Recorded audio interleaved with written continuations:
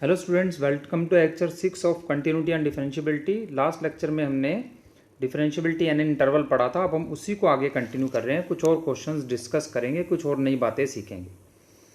अब देखो, इसमें 2x + 7 integer part of x है। अब इंटीजर पार्ट ऑफ एक्स का बेसिकली कोई रोल होता नहीं है, तो कांस्टेंट वैल्यू होती है। तो क्योंकि इसका स्लोप 2 है, तो इस पूरे का स्लोप भी 2 ही रहने वाला है। डिफरेंशियबिलिटी, डिफरेंशिएशन क्या होती है? स्लोप। अब देखो, जैसे कि मैं इसको ओपन अगर करूंगा, अब मैं 1 से थोड़ा पीछे को रहूं तो वैल्यू मेरी आने वाली है 0, और 1 या 1 के बाद वैल्यू लिखें तो वैल्यू आने वाली है 1। तो भी इसका स्लोप तो 2 ही रहने वाला है। स्लोप क्या रहने वाला है? 2, यानी डिफरेंशिएशन इसकी 2 ही आएगी। तो इसमें हमें फार्मूला लगाने की ज़रूरत नहीं है, क्योंकि डिफरेंशिएशन का मतलब होता है हमें स्लोप देखना है, और स्लोप इसका 2 ही रहेगा। यानी हम इंटीजर पार्ट को कंसिडर नहीं किया करेंगे स्लोप काउंट करते हुए, स्लोप डायरेक्टली 2 लिख देंगे। अब इसमें एक दिक्कत ज़रूर है, डिसकंटिन्यूस हो गया तब क्या होगा? तो अब तुम देख सकते हो 1 से पहले इसकी वैल्यू 2 आ रही है, और 1 पर या 1 के बाद इसकी वैल्यू 9 आ रही है। तो ये फंक्शन क्या हो गया? डिसकंटिन्यूस। और डिसकंटिन्यूस फंक्शन हमेशा क्या होता है? Non differential. क्लियर? तो ये हमने कंटिन्यूटी और डिफरेंशियबिलिटी के रिलेशन को यूज करके इस क्वेश्चन को किया है। ठीक है। और दूसरी बात ये है, इंटीजर पार्ट ऑफ एक्स जब भी आ जाए, अब मैं नोट लिख देता हूं यहां पर, जब भी हमारे पास कोई F x plus integer part of something कुछ भी आ जाए, किसी भी चीज का इंटीजर पार्ट, तो उस केस में अगर तो ये फंक्शन डिसकंटिन्यूस हुआ तो नॉन डिफरेंशिएबल हो ही जाएगा, और इन केस ये कंटिन्यूस अगर हो गया तो इसका जो डेरिवेटिव है, ठीक है, जो मान लो ये फंक्शन एच एक्स है हमारा, तो इसका डेरिवेटिव वही होगा जो एफ का डेरिवेटिव होगा, क्योंकि इंटीजर पार्ट का डेरिवेटिव क्या आने वाला है? हमेशा इंटीजर पार्ट तो एक कांस्टेंट वैल्यू है, जैसे यहाँ पे 0 और 7 आई है, उसका डेरिवेटिव 0 ही आने वाला है, यानी जी एक्स के डेरिवेटिव से कोई फर्क नहीं पड़ रहा है। यानी कि हमें केवल कंटिन्यूटी चेक करनी है, कंटिन्यूस हो तो डायरेक्टली उसको हम लिख सकते हैं। क्लियर? ओके। तो इसके बाद एक बात और बताना चाहूंगा मैं यहां पर, कि f प्लस जी का डैश होता है f डैश प्लस जी डैश, यानी कि slope of f plus slope of g, यानी डायरेक्टली हम स्लोप्स को ऐड कर सकते हैं। जैसे कि इस क्वेश्चन में नॉन डिफरेंशिएबल आया था, मैं अगर स्लोप निकालना चाहूँ तो लेफ्ट हैंड डेरिवेटिव में निकालूंगा, राइट हैंड निकाल लूंगा। अब देखो 2x का डेरिवेटिव तो 2 ही रहेगा। अब इंटीजर पार्ट ऑफ x की बात कर लेते हैं। इंटीजर पार्ट ऑफ x का ग्राफ कुछ ऐसा बनने वाला है। इसका लेफ्ट हैंड डेरिवेटिव हमारा कितने आने वाला है? लेफ्ट हैंड डेरिवेटिव आने वाला है इन्फिनिटी, क्योंकि इसके लिए तुम्हें 1 माइनस को 1 से मिलाना पड़ेगा, यानी इस पॉइंट को इस पॉइंट से मिलाना पड़ेगा, तो वर्टिकल लाइन बनेगी, जिससे कि वर्टिकल लाइन बनने से स्लोप आ जाएगा इन्फिनिटी। और राइट हैंड डेरिवेटिव तो 1 को मिलाओगे 1 प्लस से, तो ये बनेगी कैसी line? Horizontal line. Horizontal line का स्लोप कितना हो गया? 0, यानी ये डेरिवेटिव हमारा आने वाला है 0। तो इस वजह से ये डिफरेंशिएबल नहीं हो पाया था। अब आगे चलते हैं नेक्स्ट क्वेश्चन की तरफ, 2x का फ्रैक्शनल पार्ट। जैसा कि अभी मैंने बताया कि f प्लस जी का डैश f डैश प्लस जी डैश होता है, यानी दोनों के स्लोप को हमें ऐड करना है। अब बट ये फंक्शन अगेन जो है डिसकंटिन्यूस है, तो हमें डिफरेंशियबिलिटी चेक करने की ज़रूरत ही नहीं है, क्योंकि इसमें मैं अगर 1 से छोटी वैल्यू डालूंगा तो 2 माइनस का फ्रैक्शनल पार्ट होता है 1 माइनस, यानी कि 2 आंसर आ गया। जबकि अगर 1 और 1 प्लस की बात करें हम, तो उसमें हमारा आंसर 2 प्लस का फ्रैक्शनल पार्ट होता है 0 प्लस, यानी कि हमारा आंसर आ जाएगा 1। ये तो बात हो गई f1 की, f1 प्लस की, f1 भी इतना ही होगा। यानी ये फंक्शन कैसा हो गया? डिसकंटिन्यूस। तो हमने पढ़ा था पिछले लेक्चर में कि डिसकंटिन्यूस होने से क्या हो जाता है? Non differentiable. Clear? Non differentiable हो जाएगा। ओके। तो अब इसमें अगर मैं पूछूं तुमसे कि लेफ्ट हैंड और राइट हैंड डेरिवेटिव बताओ, तो अभी अभी जैसे मैंने कहा कि अगर किसी फंक्शन में 2 चीज़ें ऐड हो रही हैं तो उनके स्लोप्स को डायरेक्टली ऐड कर दो। तो एक्स क्यूब जो है उसका स्लोप कितने आने वाला है, एक्स क्यूब का स्लोप आने वाला है 3x², जिसकी वैल्यू कितनी आने वाली है 1 डालने से 3। तो ये तो डिफरेंशिएबल है एक्स क्यूब, ये तो 3 ही रहेगा। अब बात आती है 2x के फ्रैक्शन पार्ट की। तो इसका मैं अगर ग्राफ बनाऊं, 2x का फ्रैक्शन पार्ट का ग्राफ कुछ ऐसा बनेगा। स्लोप इसका हमेशा 2 ही रहेगा क्योंकि लाइन y = 2x है। ये स्लोप भी 2 ही रहेगा। ये लाइन हमारी है y = 2x - 1, ये स्लोप भी 2 ही रहेगा। ये लाइन हमारी y = 2x - 2। अब इसमें 1 पर देखने की कोशिश करें तो 1 का लेफ्ट हैंड डेरिवेटिव हमारा कितना आ रहा है -∞, क्योंकि ये 1 को जब हम 1 से मिलाएंगे तो लाइन ऊपर से नीचे की तरफ आएगी, ऊपर से नीचे लाइन आएगी, तो यानी कि स्लोप आ जाएगा -∞, वर्टिकल लाइन नीचे की तरफ। ठीक है, तो -∞। ओके, अब राइट हैंड डेरिवेटिव की बात करूं मैं तो उसमें 1 को मैं मिलाने वाला हूं 1+ से, यानी ये लाइन हो गई 1 को 1+ से मिलाया तो स्लोप कितना मिला मुझे 2। तो यानी इसका डेरिवेटिव अलग अलग आ रहे हैं। क्लियर? ओके, अब बात करते हैं इसकी। अब इसको मैं डायरेक्टली करने वाला हूं। जैसे मुझे 1 पे चेक करना था भाई, तो पहले तो मैं कंटिन्यूटी चेक कर लूँ। तो 2 - का इंटीजर पार्ट 1, तो वैल्यू आ गई 2। अब 1 पे देखा जाए तो 1 का फ्रैक्शनल पार्ट 0, तो वैल्यू आ गई 1, और 1+ पर भी यही आएगा, यानी ये कैसा हो गया डिसकंटिन्यूस। तो देयरफॉर क्या हो गया ये नॉन डिफरेंशिएबल। ओके, बात क्लियर हो गई। अब इसमें हम बात करना चाहेंगे इसका लेफ्ट हैंड डेरिवेटिव अगर मैं निकालना चाहूँ, राइट हैंड डेरिवेटिव अगर मैं निकालना चाहूँ तो वो कितना आने वाला है। तो इसमें 1 से पहले इसका स्लोप क्या होने वाला है। अब इसमें 1 से पहले वैल्यू हमारी क्या आ रही थी, 1 से पहले वैल्यू हमारी आ रही थी 1, और इसमें 1 पर क्या वैल्यू आ रही है हमारी, 1 पर वैल्यू आ रही है 1, यानी कि ये वैल्यू हमारी जो है, ओके, ये तो हमारा वैसे भी खैर डिसकंटिन्यूस ही आया है। तो इसमें तो 1 पर वैल्यू हमारी कितनी है, 1 पर हमारी वैल्यू भी देखो, हमें तो 1 को 1 से मिलाना है तो लेफ्ट हैंड डेरिवेटिव मिलेगा। 1 पर वैल्यू 2 है और 1 पर हमारी वैल्यू कितनी है 1, नीचे की तरफ वर्टिकल लाइन, यानी कि -∞ इसका स्लोप आने वाला है। क्लियर?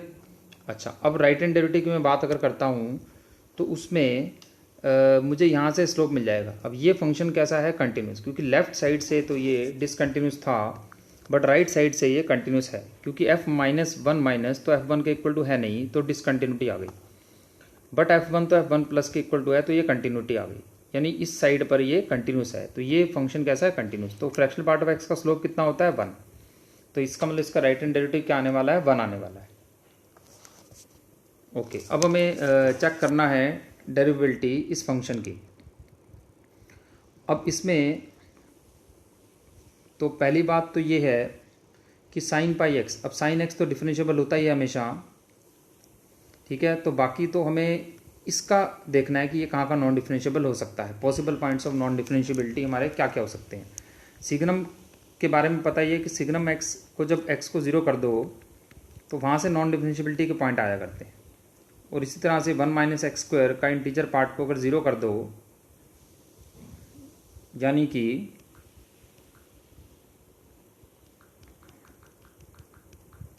यहाँ से देखते हैं क्या पॉइंट हमें मिलने वाला है। इसको 0 कर दें, यानी कि ये 0 से 1 के बीच में हो गया, तो इसमें से 1 माइनस करेंगे तो ये हो गया, और माइनस से मल्टीप्लाई करेंगे तो ये आ गया। तो x² 0 से 1 के बीच में आ गया, यानी कि x की वैल्यू हमारी क्या आ चुकी है, क्या आ चुकी है हमारी 0 से 1 एंड -1 से 0। तो ये सारे पॉइंट्स हमें चेक करने हैं, तो बेटर है कि हम इसका ग्राफ ही बना लें, ठीक है। ग्राफ बना के हमें ज़्यादा अच्छी तरह से क्लियर हो जाएगा। तो देखो इसका ग्राफ बनाएंगे हम। ये हो गया माइनस एक्स स्क्वायर का ग्राफ, देन ये हो गया 1 माइनस एक्स स्क्वायर का ग्राफ। अब इसका लेना है हमें इंटीजर पार्ट। अब इसका इंटीजर पार्ट में लूँगा तो ये वैल्यू -1 से पहले ये वैल्यू जा रही है नीचे, तो इसका इंटीजर पार्ट हमारा क्या आने वाला है, इंटीजर पार्ट आने वाला है नेगेटिव, और नेगेटिव का सिग्नम क्या होता है -1, तो ये वैल्यू -1 ही रहेगी हमारी। अब बात करते हैं -1 डालने से ये वैल्यू क्या हो रही है 0, तो सिग्नम 0 0, 1 डालने से वैल्यू क्या हो रही है 0, देन उसके बाद यहाँ पर अगेन नेगेटिव, और -1 से 1 के बीच में ये ग्राफ हमारा कैसा है पॉजिटिव, तो इसका इंटीजर पार्ट हमारा क्या आने वाला है। अब देख लें ये यहाँ 1 माइनस एक्स स्क्वायर की वैल्यू कितनी आ रही है भाई, 0 पे 1 आ रही है। अभी देख सकते हो ये जितनी भी वैल्यू हमने ली है, ये जो ग्राफ हमारा है ये पूरी वैल्यूज़ 0 से 1 के बीच में है, और 0 से 1 का इंटीजर पार्ट क्या होता है 0, तो सिग्नम 0 इज 0, तो 0 ही चलेगा। बट अगर मैं 0 पे देखूँ तो 0 पर ये हो गया 1, सिग्नम 1 क्या हो गया 1, तो यहाँ पर ये 1 हो जाएगा। तो ये कुछ इस प्रकार का ग्राफ हमारा बना, सिग्नम 1 माइनस एक्स स्क्वायर का ग्राफ कुछ ऐसा बन गया। अब इसमें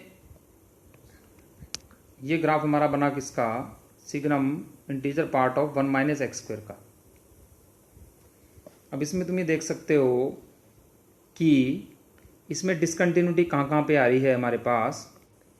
इसमें डिसकंटिन्यूटी हमारे पास आ रही है, डिसकंटिन्यूटी एट -1, 0 एंड 1, बस यहीं पर प्रॉब्लम है और कहीं प्रॉब्लम नहीं है। तो हमें चेक कहाँ कहाँ पे फिर करना है, सिर्फ हमें चेक करना है -1 0 1 पर, और कहीं भी चेक करने की ज़रूरत हमें नहीं है, ठीक है। और इसको भी हमें कहाँ पे चेक करना था 0 और 1 पर, तो यानी कुल मिलाकर यही पॉइंट्स हमारे पास हैं। अब मैं पहले कंटिन्यूटी चेक करूँगा, तो इसमें पहले मैं चेक करूँगा -1 की बात करते हैं, -1 से थोड़ा सा पहले साइन की वैल्यू तो देखो इन तीनों पर -1 डालो, 0 डालो या 1 डालो, साइन की वैल्यू तो 0 ही आने वाली है। अब बात आ गई सिग्नम की। अब ये इसमें अगर मैं -1 डालता हूँ तो ये तो होल स्क्वायर है, ठीक है, तो -1 का होल स्क्वायर -1, तो ये हो गया 2, यानी कि पॉजिटिव आ गया। अब पॉजिटिव आने से सिग्नम की वैल्यू क्या हो गई 1 हो गई, और -1 से पहले इस ग्राफ से क्या दिख रहा है हमें, -1 से पहले वैल्यू क्या है -1, ये -1 हो गई। अब बात करते हैं -1 की, तो -1 पर ये वैल्यू हमारी अगेन -1 डालने से पॉजिटिव ही आ रही है, तो ये तो +1 ही रहेगा, और ये फिर से +1 ही रहेगा। अब बात कर लेते हैं इस ग्राफ की। इस ग्राफ में -1 डालने से वैल्यू हमारी आ रही है 0, और उसके थोड़ा आगे डालने से भी 0 ही आ रही है, तो ये फंक्शन क्या हो गया डिसकंटिन्यूस। डिसकंटिन्यूस होने की वजह से ये क्या हो गया नॉन डिफरेंशिएबल हो गया। ओके, तो अब हम बात करेंगे 0 की। अब 0 पे हम क्यों ना चेक कर लें, तो 0 माइनस 0 और 0 प्लस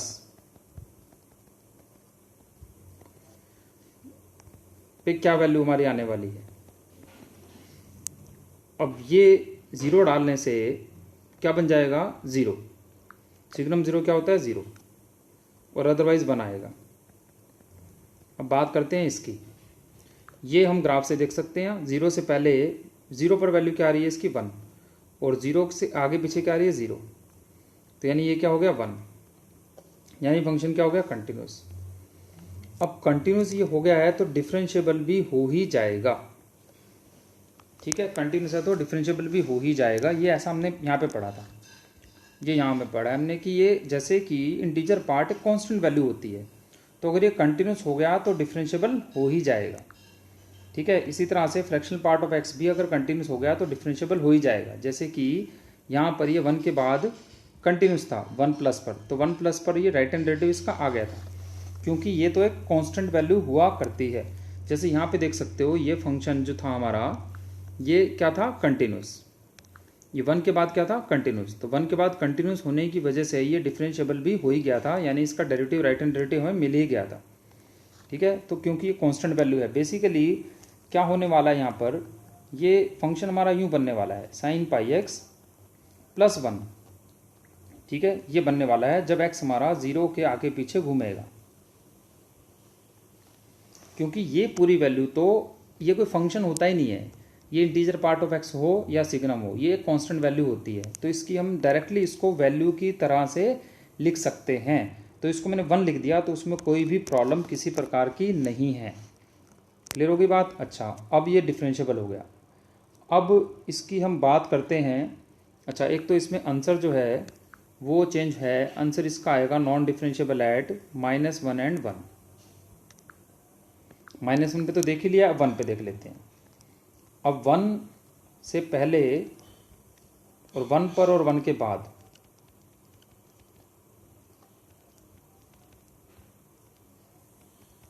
अब 1 से पहले इसकी वैल्यू, ये 1 पर इसकी वैल्यू आ रही है 0, अदरवाइज 1 आएगी। अब मैं बात करूं अगर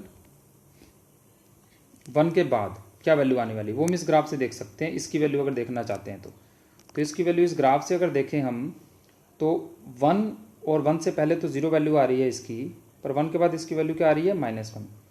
यानी ये वैल्यू अब तीनों अलग अलग आ गई।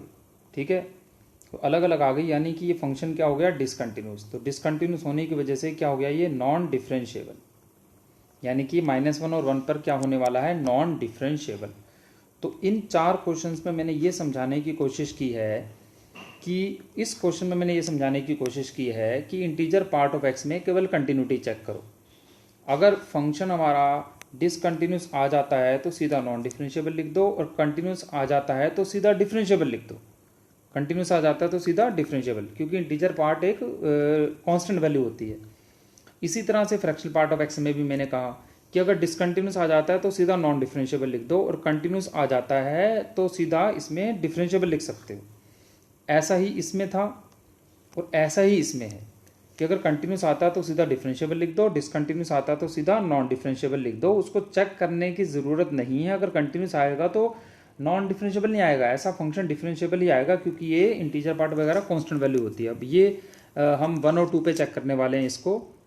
तो इसमें फिर से वही बात आ गई कि इसमें अगर मैं 1 से थोड़ा पीछे चलूँ तो ये वैल्यू हमारी 1 माइनस का इंटीजर पार्ट 0, सिग्नम 0 0 0 होने वाली है, तो मैं इसको डायरेक्टली 0 लिख दूंगा। और 1 से थोड़ा पहले फ्रैक्शनल पार्ट ऑफ x क्या हुआ करता है, x -1। Fractional part of x हमारा, sorry, fractional part of x होता है x। क्लियर। अच्छा, ये तो बात हो गई 1 माइनस की। अब मैं अगर 1 और 1 प्लस की बात करूं तो उसमें, उस केस में हमारा सिग्नम x क्या आने वाला है, सिग्नम x हमारा उस केस में आने वाला है, ये 1 और 1 प्लस पर इंटीजर पार्ट ऑफ x आने वाला है 1। सिग्नम 1 क्या हो गया, 1, तो ये वैल्यू 1 हो गई, तो x² हो गई। और यहाँ पर ये क्या आएगा, x -1। 1 से थोड़ा बड़ा लिखें अगर, ठीक है, 1 से बड़े, थोड़े उससे बड़े में फ्रैक्शनल पार्ट ऑफ x की वैल्यू हमारी x -1 हुआ करती है। ठीक है। अच्छा, तो ये तो बात हो गई 1 की। अब यहाँ से क्या पता लगता है, यहाँ से ये पता लगता है कि इसमें 1 वैल्यू डाल के देखोगे अगर, तो ये कंटिन्यूस आ रहा है। कैसा आ रहा है फंक्शन, कंटिन्यूस। कंटिन्यूस आ रहा है क्योंकि 1 से पहले वैल्यू 1 आई और 1 के बाद भी पुट करके देख लो 1 नहीं आई, कंटिन्यूस आ गया। कंटिन्यूस आ गया तो ये डिफरेंशिएबल होगा ही होगा, it will be differentiable eight 1।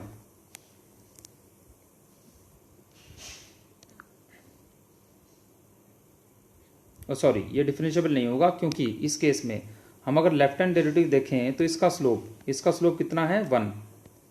और राइट हैंड डेरिवेटिव देखें अगर हम, तो इसका स्लोप कितना है हमारा, 2x + 1, तो यानी कि 3। तो ये क्या हो गया, नॉन डिफरेंशिएबल।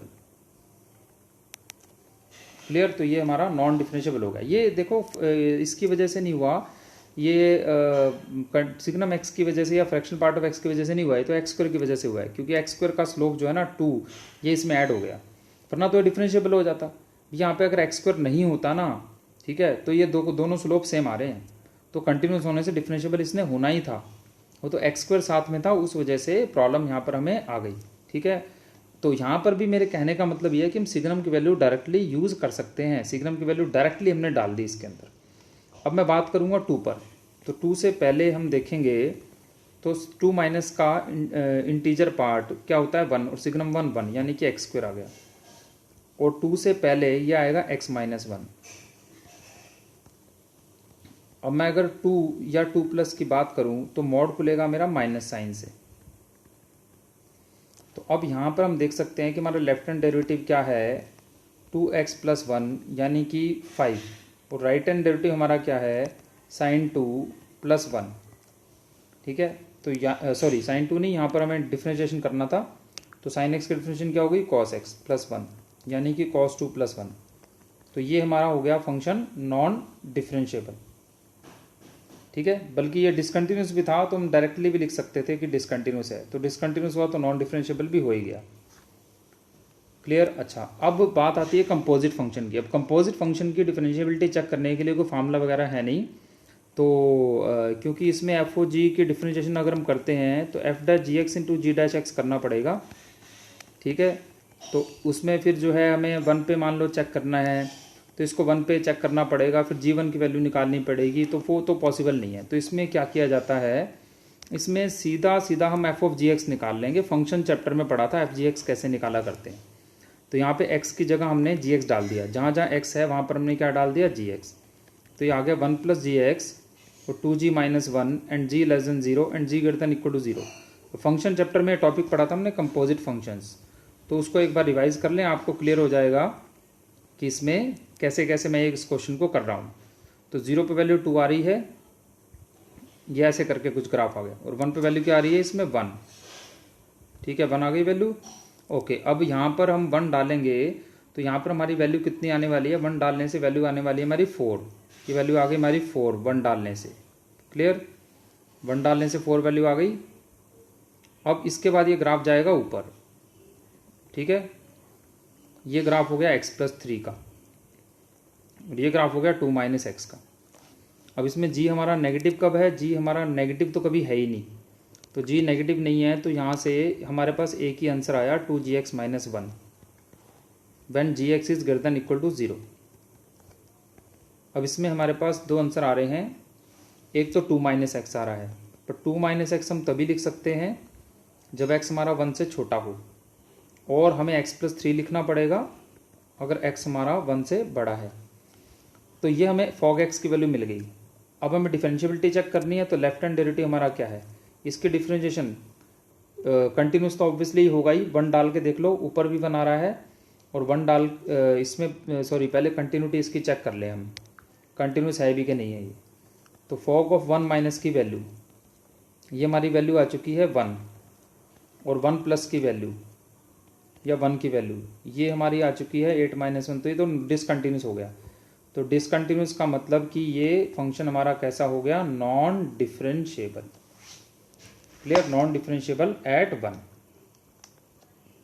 और बाकी कहीं चेक करने की जरूरत हमें नहीं है, क्योंकि ये पॉलिनॉमियल फंक्शन है, तो ये हमेशा कंटिन्यूस और डिफरेंशिएबल ही आने वाला है। तो फॉग में हम डायरेक्टली चेक कर सकते हैं। ओके, अब हमें एक ये प्रूव करना है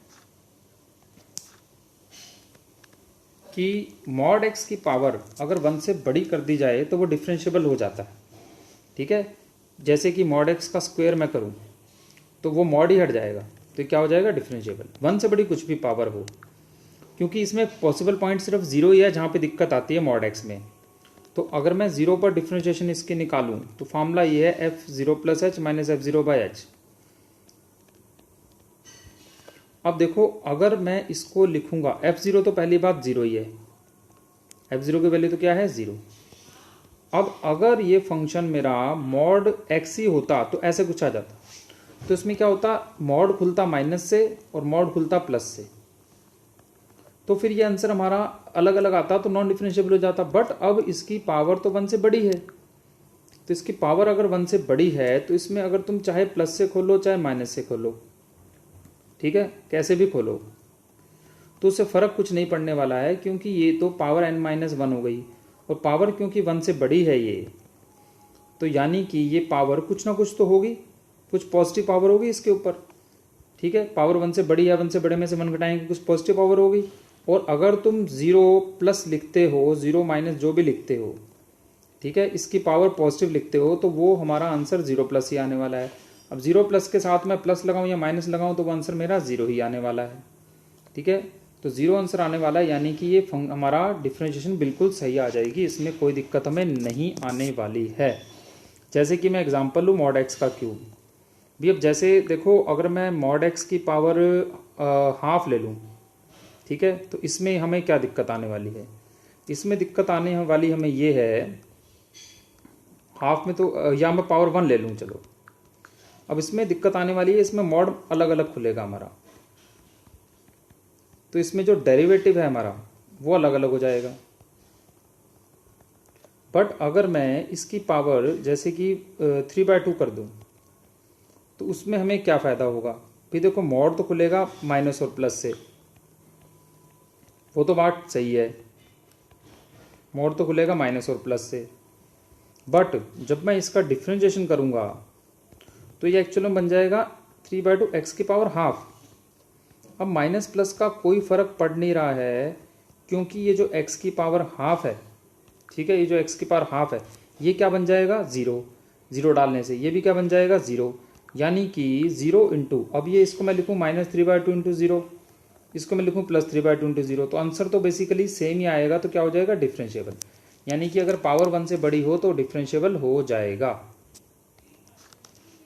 अब जैसे कि हम बात करें नेक्स्ट क्वेश्चन की, f mod f। अब ये तुम देख सकते हो कि f mod f में अगर इसको मैं खोलूं तो माइनस और प्लस से खुलेगा, पर उससे कोई फ़र्क नहीं पड़ रहा है। फ़र्क इसलिए नहीं पड़ा है क्योंकि f की पावर यहाँ पर 1 से ज़्यादा आ गई, 2 आ गई। तो 2 आने से मॉड के साथ में अगर पावर 1 से ज़्यादा आ जाए तो वो डिफरेंशिएबल हो जाएगा। कैसे हो जाएगा? चलो मान लो ये f(x) का ग्राफ है, ठीक है, ये f(x) का ग्राफ है। अब किसी ए पॉइंट पर ये 0 हो गया। अब इसकी डिफरेंशिएबिलिटी हमें कहाँ चेक करनी है? सिर्फ ए पर। देखो, अगर मैं यहाँ बात करूँ इस बी पॉइंट की, तो बी पॉइंट की बात करूँ तो इस बी पॉइंट पर तो अगर मैं बी पॉइंट की बात करूँ, in the neighbourhood of b, तो बी में तो देखो कोई दिक्कत ही नहीं है, क्योंकि ये फंक्शन हमारा f mod f जो है ये क्या बनने वाला है? ये माइनस से ही खुलेगा, नेगेटिव है तो -f², तो ये हो गया -f इंटू एफ। तो ये भी डिफरेंशिएबल है, f डिफरेंशिएबल है, तो डिफरेंशिएबल इंटू डिफरेंशिएबल क्या होता है? डिफरेंशिएबल, वो हम पढ़ेंगे बाद में, ठीक है। अब बट अगर इसका मतलब मुझे सिर्फ ए पे चेक करना है जहाँ पे चेंज हो रहा है। अब मैं अगर ए की बात करूँ तो f mod f का क्या होने वाला है? अब इसमें अगर मैं ए से थोड़ा सा पीछे देखूँ तो ये मॉड खुलेगा माइनस से, और ए के अगर मैं आगे देखूँ तो मॉड कैसे खुलेगा? प्लस से। तो इसका अगर मैं डिफ्रेंशिएशन करूँ तो क्या आएगा? -2f(f'), और ये क्या आएगा? 2f(f'). तो इसमें अगर मैं ये डेरिवेटिव अब निकालूँ तो a पर f की वैल्यू क्या थी? 0, और f' कुछ भी हो, और इधर भी जो है हमारे पास f की वैल्यू क्या थी? a पर 0, और f' हमारा कुछ भी हो चाहे, ठीक है ना। तो यानी कि हमारी जो ये वैल्यू है ये -0 + 0, यानी कि 0 आ गई वैल्यू हमारी। अब 0 वैल्यू आ गई तो फंक्शन क्या हो गया? डिफरेंशिएबल होने वाला है ये फंक्शन। क्लियर? अब इसमें भी वही चीज़ है, देखो कि ये जो हमारा है इसमें x-1 और x-3 है।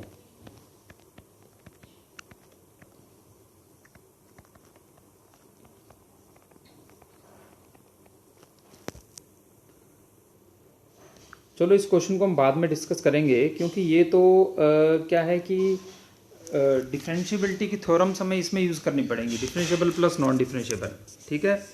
तो इसको हम नेक्स्ट लेक्चर में डिस्कस करेंगे, जिसमें हम थ्योरम्स ऑफ डिफरेंशिएबिलिटी को कर रहे होंगे, ठीक है।